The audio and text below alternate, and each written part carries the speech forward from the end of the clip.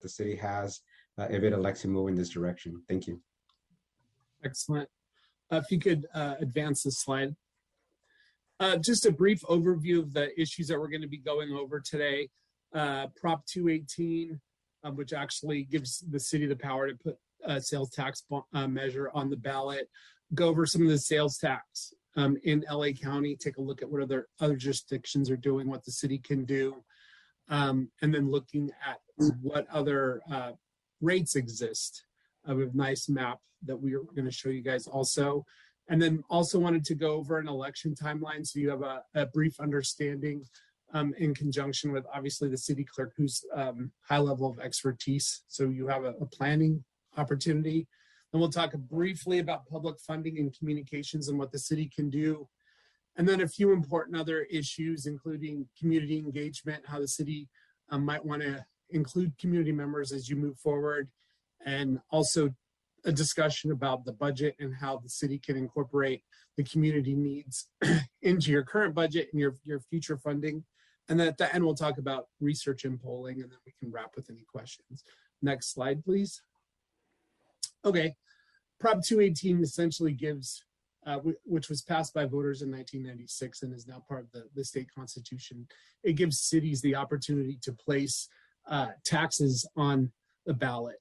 So Prop 218 allows for a general tax to be placed on a ballot for the next regularly scheduled general election of members of the governing body that places it.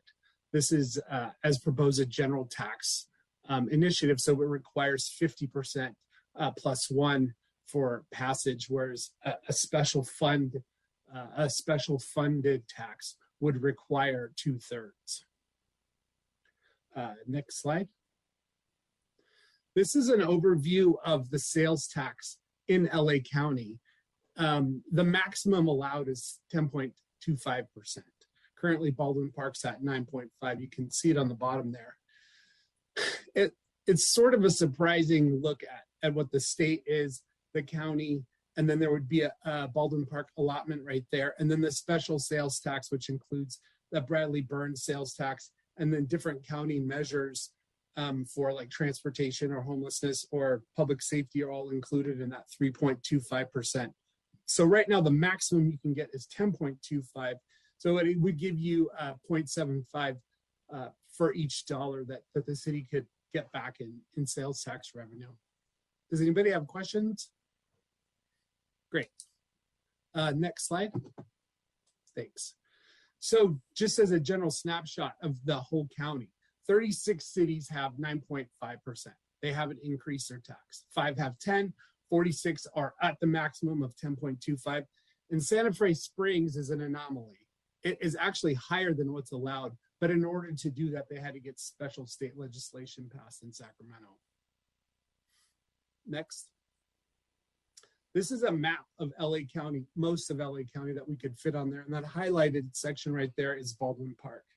You can see that the cities to the north and to the west and to the east have all passed ballot measures with sales tax. This is all the cities that are 10.25, and then also some to the south. And to the east and the west, there's been attempts recently, West Covina, which I'll address in the next slide or two. So essentially what the city has in an opportunity to boost your revenue is you can do it before the county does. Essentially, because that cap's at 10.25 and you have that 0.75 allotment, you have an opportunity now to raise that revenue and actually keep the revenue in Baldwin Park before the county extends another tax or decides in other ways to capture that 0.75 and then use it outside of the city. Next. Great. So if you were to capture that money and use it in the city, there's a number of ways that you can utilize that. Obviously, you can use it for your parks, community services, public safety is one, streets and infrastructure, definitely ecological areas where you can improve the environment of the city. And obviously, everybody's talking about affordable housing and homelessness services. Measure H, which is a county measure, is expiring in 10 years from when it was passed. So it'll be expiring 2027. That goes to homeless services. A lot of other cities are doing that. The city of LA is doing a new one, which is a documentary transfer tax to fund homeless services. So when I talk about sort of protecting your localized money, there's a sense that the county is moving in a direction where they may take some of that money for homeless services or other sort of affordable housing programs, which are not bad. I think those are great programs, but ideally you want to keep them in Baldwin Park for your community. Next slide.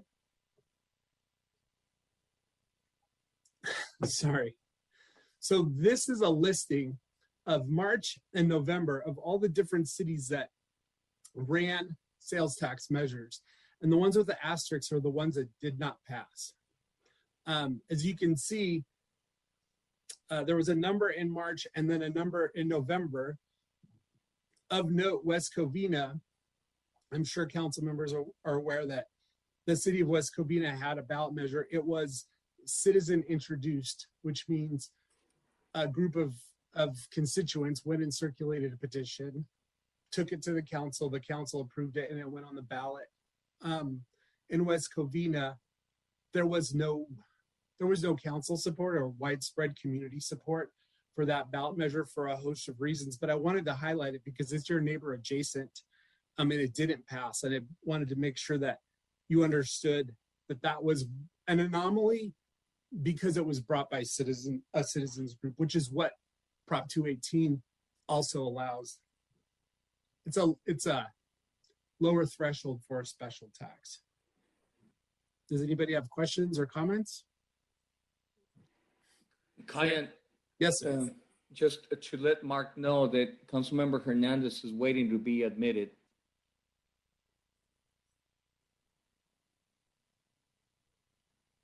Shall we hold up? I hope Mark was able to hear me. Yes, I let him in. Okay. All right.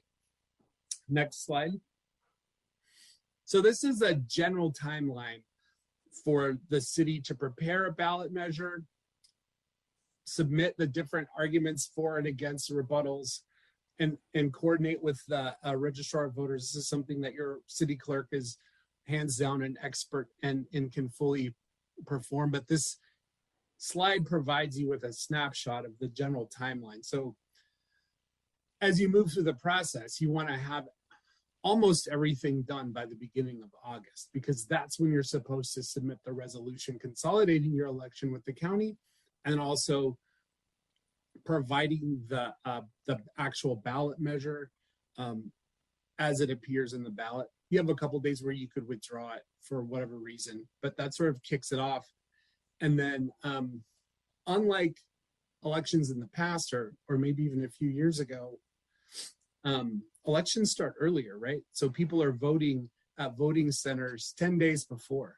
Ballots are mailed out way before. So there's a longer voting period. So the preparation reflects that. Next slide. So the next two slides really discuss how the city can discuss the campaign, or the ballot measure rather. You cannot advocate for supporting or defeating anything with public funds.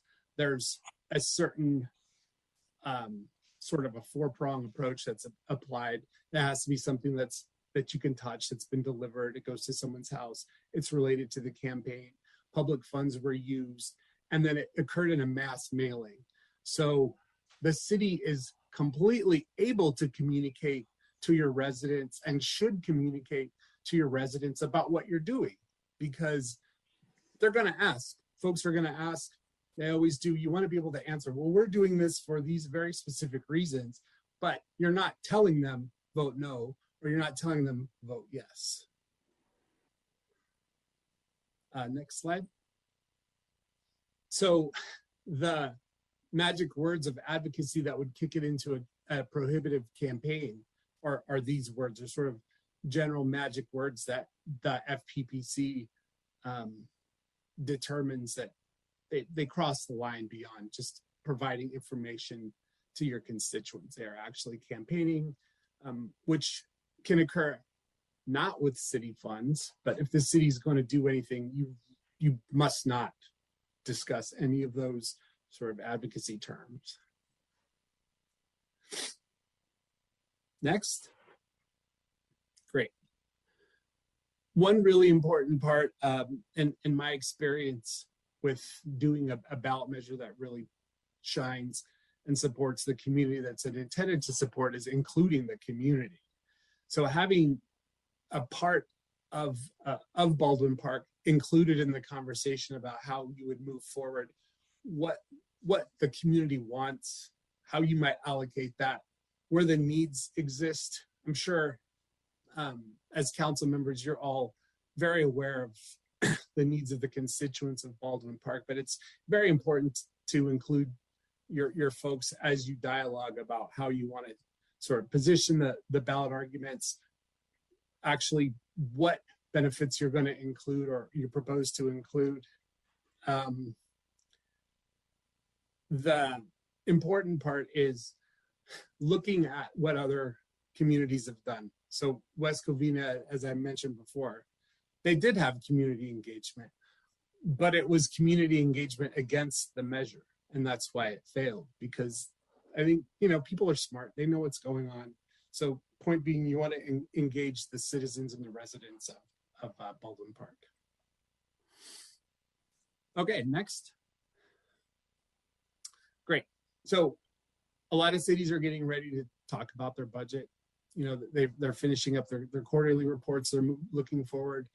And as you do that, it would be beneficial for the city to look at your projections and determine how you're allocating money, and maybe think about how you could allocate future sales tax revenues coming to the city based on the projections, and reflecting back on what the community needs are, so that you sort of have a package of what the community needs are, how you're going to fund that, and how that project will look in the long term. And I know, and we'll get to it in a minute, but in the past, the city did polling. It would also be good, should you decide to do polling in the future, to integrate that messaging about your finances into the poll, so you also have a better understanding of what the community needs. Next slide. So these are actual and projected sales tax revenues for the city of Baldwin Park. So that last year you're at 7.2. Moving forward, you're going to be in the $8 million range. That's sales tax revenue based on everybody that that spends money inside the city. So should a ballot measure pass in this year, you'd be able to capture some of the gains from the future tax increment increases.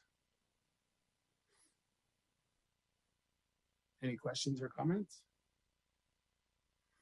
Kaya, none of these bars include the potential additional revenue from the 3 quarters. It doesn't, correct? actually. Okay. So if you look at 2023-24, if you had that additional revenue in there, you'd probably be around $9 million. Is the estimate.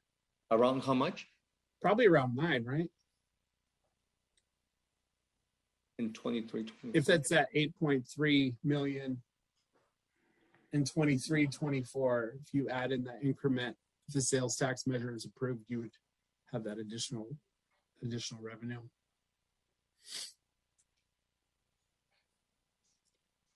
We'll go on to the next slide. Great. As I mentioned, the city did some polling with some pretty great results. In 2020, you had a 70% support amongst voters in the city of Baldwin Park, which is a great starting point. I know the city did a tracking poll in June. I think afterwards, and support dropped a little bit. I think that was because everybody was living in the COVID lifestyle, right? And so priorities shifted, finances shifted, everything shifted. So as you move forward, I think working with Enrique's team and the pollster to determine whether or not the data that you had in the past is still valid, how that looks, what the community issues are there impacts from COVID that the community would like to see addressed. So again, as you move down the line, going back to your research, which is really a starting point for so many of these conversations to determine how to allocate and what your community thinks about what you're doing, should you decide to do that. Next slide. So this is sort of a recap, right? Reviewing sales tax from local communities. I think the big lesson is most 46 cities are on board with the 8.25 and essentially doing that to capture the revenue before the county takes it from them or raids their budget. And then also looking at the election timelines and working with the county to make sure that you've met all those timelines and goals and checked all those boxes, making sure you have ballot arguments for and against. And then also included in there is testing with new research to determine how your community feels, looking at your financial goals and sort of tying all these things together. It's important to look at it as like a bundle, right? You're doing the polling, the research, the community outreach, the financials, all of that with the messaging, and then including the community. So it's sort of a bundle of a sales tax for everybody. Next slide. That's it. Any questions? Great. Well, thank you for that presentation. Mm-hmm. You know, I don't think I have any questions so far. I mean, I would want to see, you know, projected revenues for sure. You know, conversations like these are very difficult. You know, so I think it really is, you know, something that's up to the community and for them to decide if that's what they want to see. But I would agree that, you know, if this is something that we even explored, there would have to be a lot of community engagement and not just hear what the community wants, because I know the community wants a lot of things. Yeah. And you know, they deserve them. They live here, they work here, they do their part to support the city. But I think it's also an opportunity to educate them on the needs of the city, right? And how, you know, being able to upgrade our infrastructure is really heavily related to the funds that come in and how we can upgrade so that we can better offer services and what could happen if something like this came up.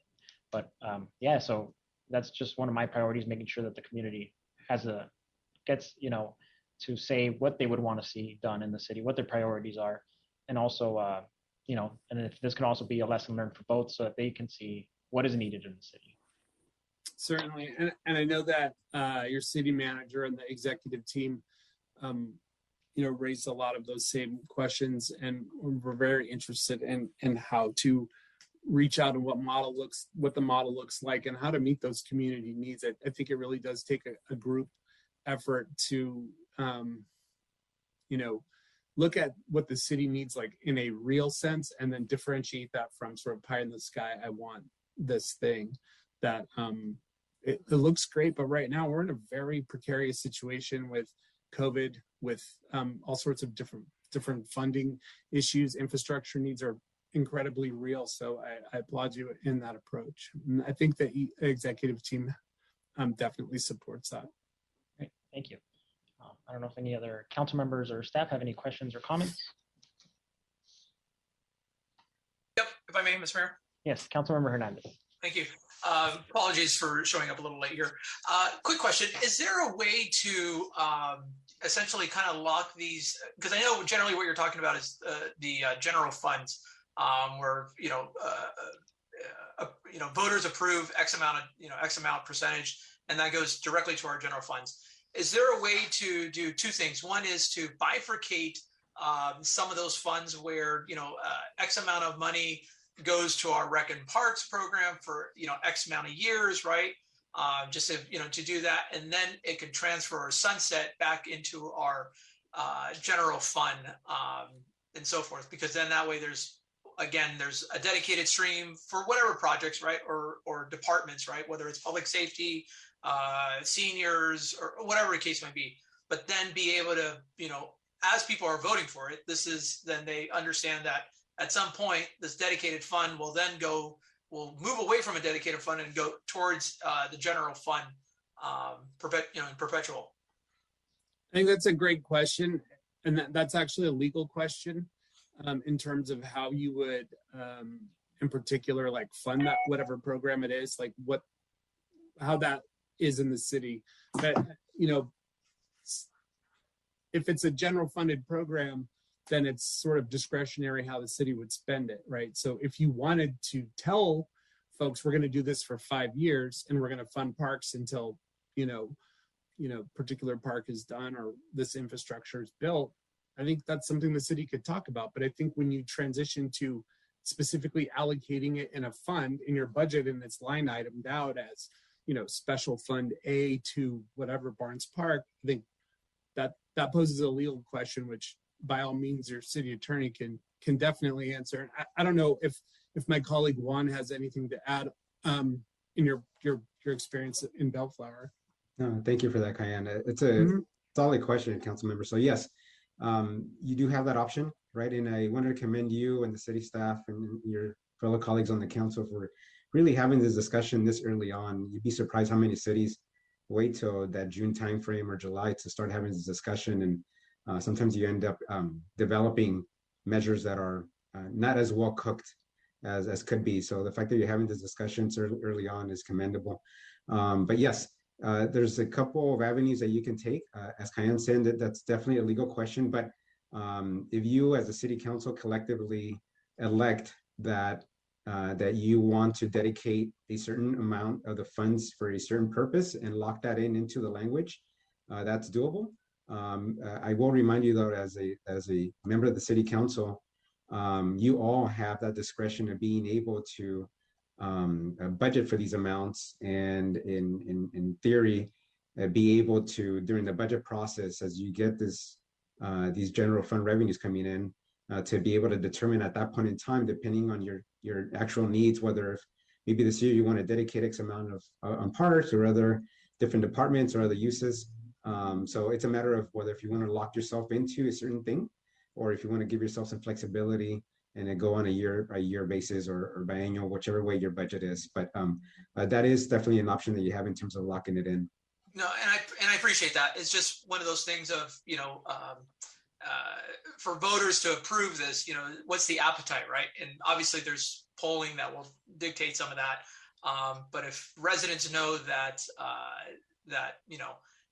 certain amount of money will go towards whatever dedicated program, I think generally my opinion is, they'll tend to be more favorable than just, money just going into our general fund, where it may or may not go, regardless, as you know.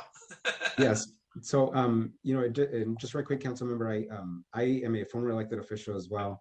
And so I've been through this process in the city of Bellflower, which is really very conservative. The fact that we were able to get a sales tax measure of this type actually passed was really pretty significant for us. And I actually led that effort in our city. And, we actually had close to 75% approval on it, which is really unheard of in our city. And to your point, I felt it important that we identify the types of uses that would go onto, that would be utilized from these funds. And so we did a macro level, itemization. And so we did, I was able to get a homeless shelter built in our city. And so we definitely shared with the residents that, part of this funding would go towards those efforts of combating homelessness. But we also identify, improving our water quality, improving our roads, improving our park spaces, improving our economic development opportunities as well to generate more sales tax revenue. So we were very upfront with our residents in terms of what types of uses we envisioned for these additional, funds that would be coming to the city if they allowed us the opportunity for that. So definitely agree with you on identifying. It's a transparency in action. Thank you. And Mayor, if I may add just briefly, I'm not an expert in this field, but I do know a little bit about it. I know that if you do have a measure that specifically identifies a purpose, that measure would then qualify. You would have to get a 2/3 vote for it to pass, as opposed to a general measure where there would be no specific purpose which would only take a simple majority. What Councilmember Hernandez is talking about is a hybrid of that, where you would be generating certain revenues for specific projects, but then it would revert back to the general fund. I don't know the legal answer to that question about that sort of hybrid scenario. Mr. Garza, it was, when you say in Bellflower, while you were mayor there, was it a hybrid like that, or was it simply something where you identified a number of different purposes where you had promised where that money would go to, or was it specific in nature? A great question, Mrs. DeFoya. So in the case of us, in most every other city that I've analyzed in terms of embarking on these types of efforts, they were absolutely general. It wasn't a hybrid. It wasn't specific to any type of use. It was very general in nature, but that it captured the actual needs of the community. So it was more macro level. Yeah, and usually cities do it that way, Mayor and council members, because you only need a simple majority, 50+1, as opposed to the super majority of 66%.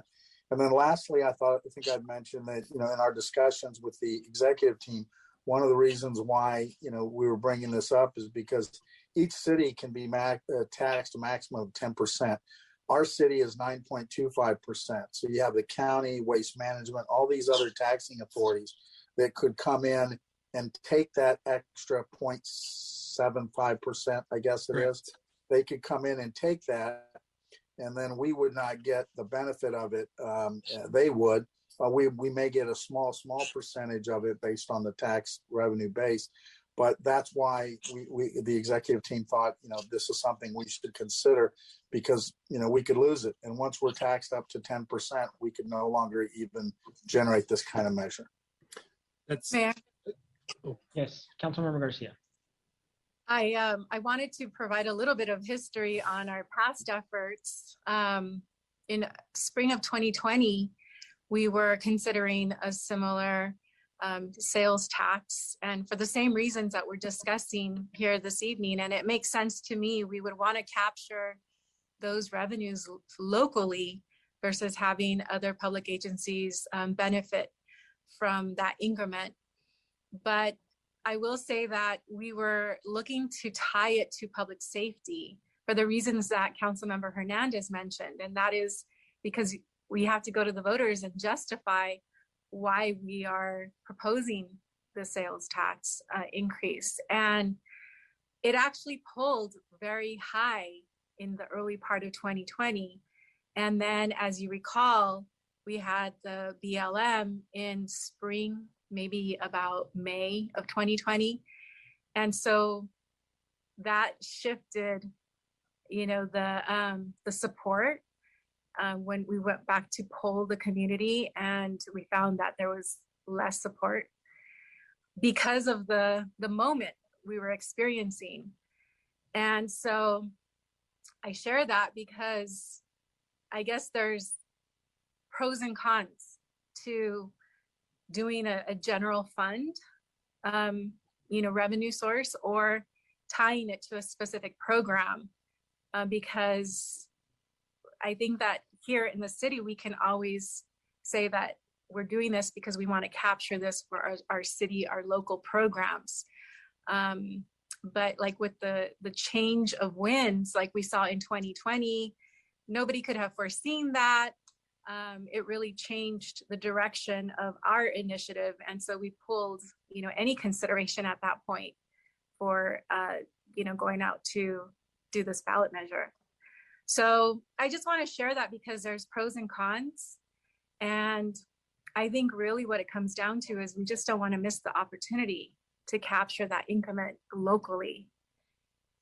So there are ways that we can justify it, I think, and we can present, when I say we, the city can present, a very strong case for the programs that we'll be able to fund in our community without necessarily tying it. But I can certainly appreciate where Councilmember Hernandez is coming from, because I think that's been the past thinking here in the city. But based on what happened in 2020, I would be in favor of doing, a general fund.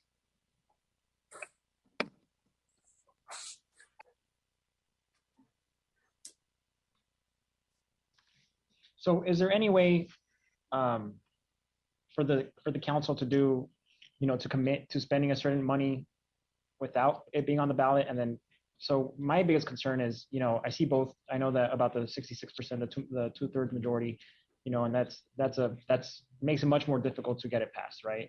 But on the other hand, allowing it to simply go to the general fund,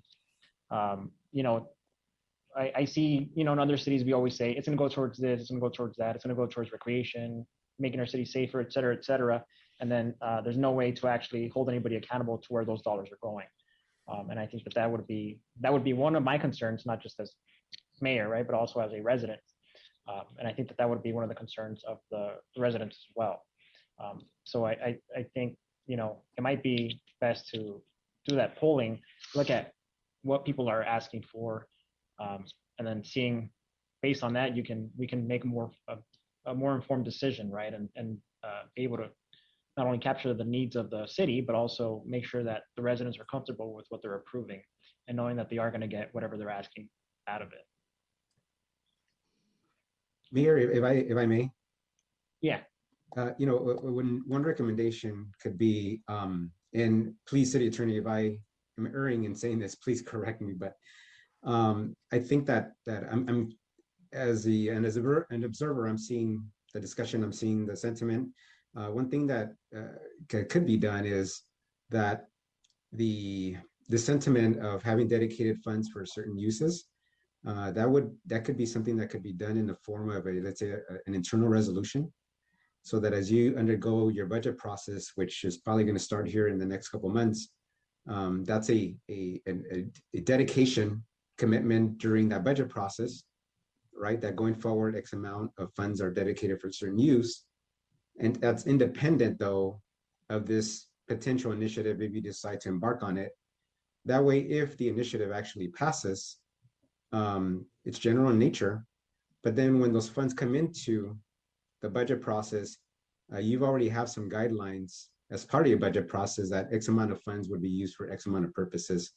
That may be a way of being able to have a win-win. And again, I'm just having gone through this process. That's just an idea I wanted to throw out there. So I hope that helps. If I may, council members, some cities in the past also had a complimentary ballot item that would go on the ballot with, like, let's call it Measure A would be the actual sales tax mechanism, and then it would be Measure B. Measure B would be an advisory measure, which would say something like, should Measure A pass, do you support that the city would spend the funds in this manner? Lately, cities haven't been doing that as much because I think it ultimately confuses people.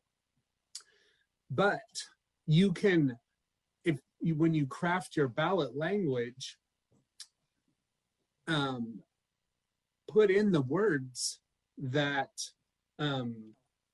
illustrates your intent on how you would spend that money without encumbering it in that special way. Cities typically would say, therefore the city of Baldwin Park will, in order to improve public safety, improve infrastructure, create more green space, and a number of other things,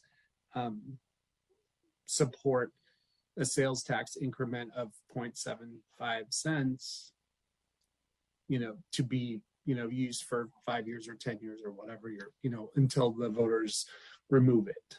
So you can be specific in your ballot language without triggering the 2/3 requirement in Prop 218. The other additional layer of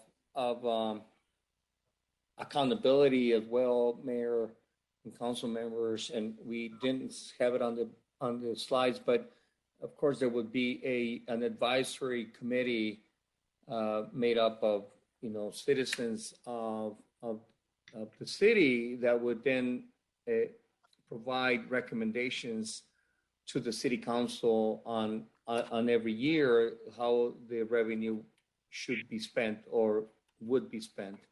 And so now you have more direct input from the citizens and the residents on every year allocation. So that goes a long way in being able to be receiving input directly from the community without tying it to the specific purpose and triggering the 2/3. I think that would work as well. Yeah, well, we definitely want to, explore all options. I know Juan brought up a good idea on the resolution. I'd want to learn more about that. And then Kian brought the idea of a sub-measure that, asks the voters to approve that potential of locking in that fund expenditures a different way, right? So by all means, I think this is a conversation that's going to continue. We can get that information and then either we have another session or through email, and then we continue the conversations on a one-on-one or as a formal council. I think that'll be beneficial to us all, and I think we have more than enough time to really have a serious discussion around it without having to rush it. Excellent. Thank you so much for your time, council members and executive team members. We really appreciate the opportunity. If you have any other questions, please let us know. We're able to answer them as quickly as possible and get you the facts as you need them. I know it's important. Yeah, great. Thank you. And thank you for being here and thank you for taking the time. And then also, if you could also share with us the presentations, I think that'll be really helpful as well. Great. Thank you. Great. Thank you. So I believe at this moment, after that session, we are ready to recess to closed session. So I will see staff and council in the closed session meeting. Thank you.